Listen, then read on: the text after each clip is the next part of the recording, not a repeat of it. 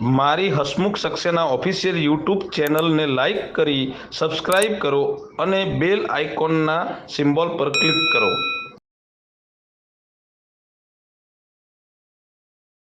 નમસ્કાર, ક્રાંતિ માર્ગથી હું વિમિત કુમાર. સાથીઓ, આજે 2 ઓક્ટોબર એટલે કે ગાંધીજીની જન્મ જયંતિ અને ગાંધીજીએ એક વખત દાંડી યાત્રા કાઢી હતી 78 સાથીઓ સાથે અને ઐતિહાસિક હતી. એવી જ રીતે ગુજરાતમાં પણ ગાંધી બાદ કોઈએ ઐતિહાસિક દાંડી યાત્રા કાઢી હોય તો એ વ્યક્તિ આપણી સાથે જોડાયા છે, ક્રાંતિકારી સક્સેનાજી. અમે ઘણા સમયથી ગાંધી વિશે વિચારતા અને ગાંધી વિશે વાતો પણ કરતા હતા, પણ આજે ગાંધી વિશે ગોષ્ઠી કરવાનો પહેલી વખત સમય મળ્યો છે, કારણ કે આજે 2 ઓક્ટોબર છે, ગાંધી જયંતિ છે. જે દાંડી યાત્રા હસમુખ સક્સેનાજીએ કાઢી હતી એ ઈવીએમને લઈને હતી કે ઈવીએમ હટાવો, અને ગાંધીજીએ જે દાંડી યાત્રા કાઢી હતી એ હતી મીઠાના સત્યાગ્રહ લઈને. તો એ ગાંધીજીની દાંડી યાત્રા તો સફળ થઈ, પણ જે સક્સેનાજીની દાંડી યાત્રા છે એ શું અત્યારે ગાંધી મૂલ્યો મુજબ કોઈ પણ આંદોલન એ સક્સેસફુલ થાય છે કે કેમ, એમની પાસે જાણીશું. જી સક્સેનાજી, ક્રાંતિ માર્ગે આપનું સ્વાગત છે. વિરમિત કુમાર, આપના આભારી છીએ કે આજના વર્તમાન સમયમાં આપ ગાંધીને યાદ કરો છો. સરકાર તો યાદ કરે છે, સત્તા માટે મોહનદાસ કરમચંદ ગાંધીને યાદ કરે છે, પણ પત્રકારની અંદર તમે આજે ગાંધી જયંતિના દિવસે જ્યારે મોહનદાસ કરમચંદ ગાંધીને યાદ કર્યા એ બદલ આપને હું અભિનંદન અને શુભકામનાઓ પાઠવું છું. આજે ગાંધીના મૂલ્યો છે.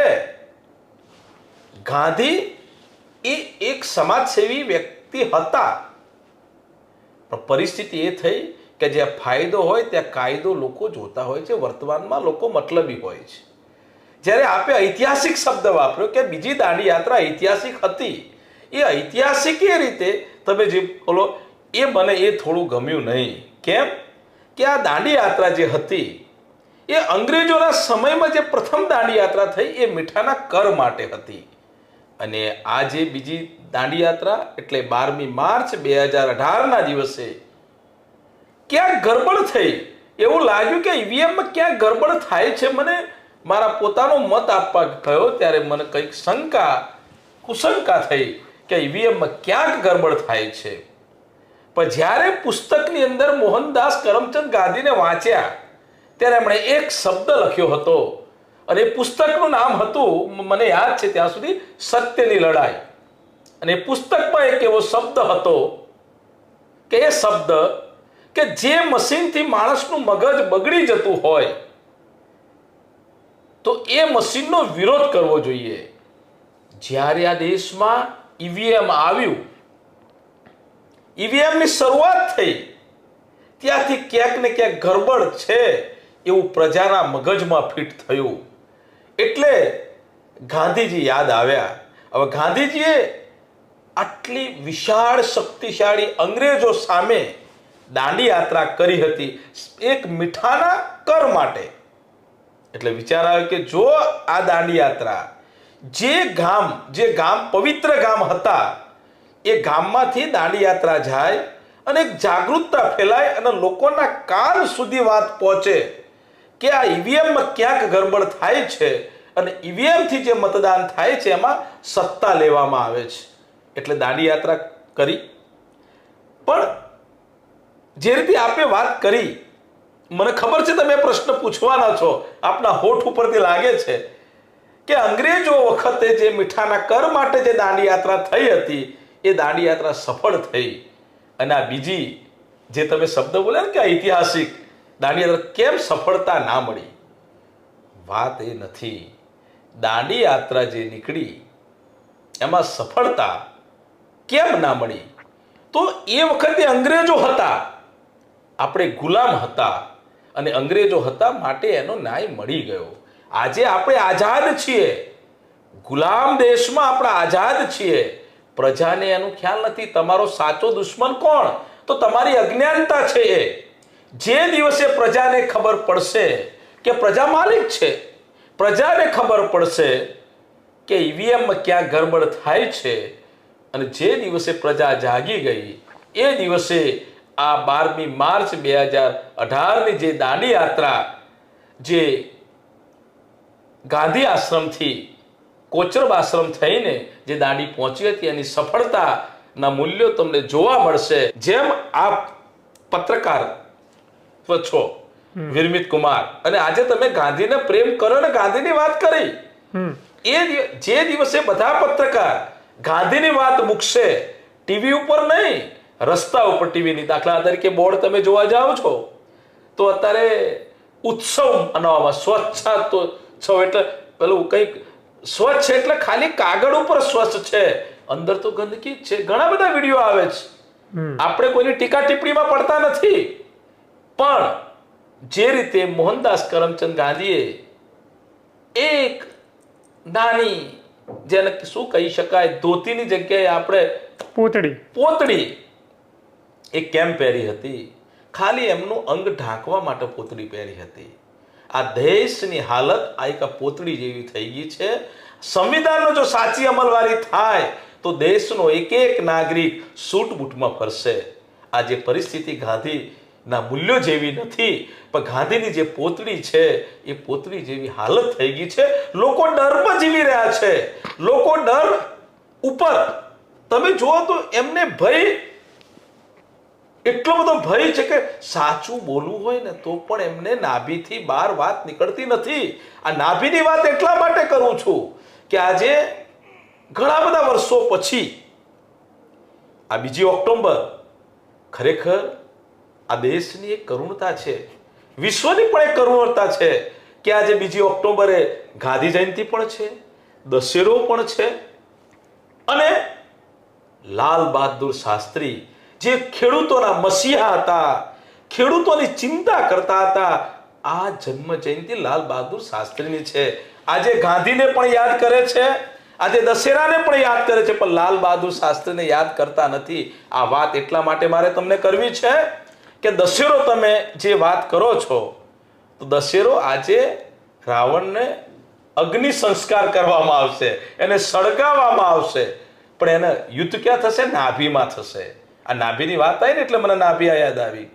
હવે તમે વિચાર કરો કે પ્રજાને તો ખબર હશે, કદાચ મેં તો કાને સાંભળેલું છે, પુસ્તકોમાં વાંચ્યું છે કે રાવણને રામે માર્યા હતા, એટલે રામ ભગવાન હતા. એટલે હું પ્રજાને પ્રશ્ન પૂછું છું વિરમિત કુમાર કે મોહનદાસ કરમચંદ ગાંધીની હત્યા કોણે કરી? જેમ રાવણની હત્યા રામે કરી એમ મોહનદાસ કરમચંદ ગાંધીની હત્યા ગોડસેએ કરી, નાથુરામ ગોડસેએ કરી. તો આપણે રામને ભગવાન માનીએ છીએ સનાતન ધર્મ મુજબ, તો રામને ભગવાન માનવા તો શું ગોડસેને પણ ભગવાન માનવા? પણ આજે એવું થઈ રહ્યું છે, લોકો ગાંધીના વિરોધીઓ હોય ગોડસેને ભગવાન તરીકે પ્રોજેક્ટ કરે છે, સોશિયલ મીડિયાની અંદર જાણે ગોડસે મહાન હોય એવું સાબિત કરવાનો પ્રયાસ કરે. હવે દરેકની વિચારધારા અલગ અલગ હોય, અને આજે તો ગાંધી જયંતિ પણ છે, દશેરા પણ છે, એટલે ઘણા લોકો ગાંધીનો ફોટો અને રાવણનો ફોટો બંને એક સાથે મૂકે છે અને એક સાથે સરખાવે છે. એ ગાંધી રાવણની સાથે તુલના કરે છે. હવે થયું છે, મેં પહેલા વાત કરી કે તમારો સાચો દુશ્મન કોણ છે? અજ્ઞાનતા તમારો દુશ્મન છે. લાલ બહાદુર શાસ્ત્રી કેમ યાદ નથી કરતા? તો ગાંધીજી પછી જો મૂલ્યોની અમલવારી કરી હોય, કે જેમ છે હું કહું છું કે સંવિધાનની જો સાચી અમલવારી થાય તો દેશ સૂટ બૂટમાં ફરતો હોય, મહાસત્તા ઉપર પહોંચતો હોય. એમ મોહનદાસ કરમચંદ ગાંધી પછી જો સાચી અમલવારી કરી હોય તો લાલ બહાદુર શાસ્ત્રીએ કરી છે. અમારે લાલ બહાદુર શાસ્ત્રીને એટલા માટે યાદ કરવા પડે છે કે એ પોતે વડાપ્રધાન હતા અને એમની ગાડી એમના દીકરાએ સેલ મારીને ફરવા નીકળી ગયો 5 કે 10 કિલોમીટર. તો લાલ બહાદુર શાસ્ત્રીજીએ પોતાના પગારમાંથી એ પૈસા કાપી લીધા હતા.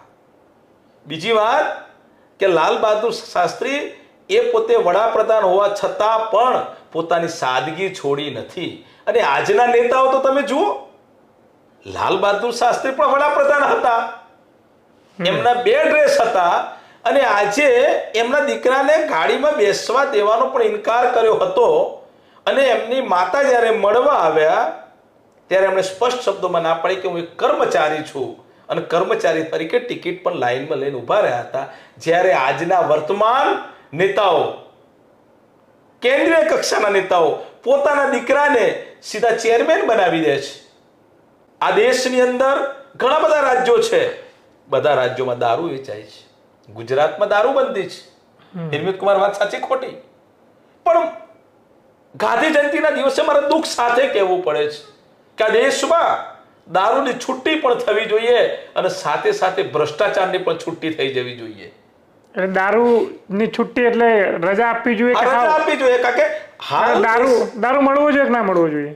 હાલ ગુજરાતની અંદર લોકવાયકા મુજબ લોકોનું કહેવું એવું છે કે ભ્રષ્ટાચાર બેફામ બુલેટ ટ્રેનની જેમ દોડી રહ્યો છે અને દારૂ પણ બુલેટ ટ્રેનની જેમ ક્યાંક ને ક્યાંક વેચાય છે, પણ કોઈને ખબર નથી પડતી. દારૂ એક અંતર્યામી છે કે દારૂ જો સરકારી ઓફિસની બાજુમાં પણ વેચાતો હોય તો દારૂ ના દેખાય, પણ બીજી વસ્તુ દેખી શકાય, અદ્રશ્ય થઈ જાય. અદ્રશ્ય એટલે કઈક ચમત્કાર હશે, એ વસ્તુમાં પડવી નથી. એ હવે પ્રશાસનનો વિષય છે. પણ ચમત્કાર દારૂમાં છે કે જે નથી જોતા એના આંખમાં? હવે પરિસ્થિતિ શું છે કે તમારી નૈતિક ફરજ, એક કર્મચારી છે, સરકારી કર્મચારીની નૈતિક ફરજ હોય છે કે જે દિવસે એ સરકારી નોકરી પર જાય છે ત્યારે સંકલ્પ લે છે કે હું આ ઈમાનદારી પૂર્વક આ નોકરી કરીશ. પણ પરિસ્થિતિ શું થાય છે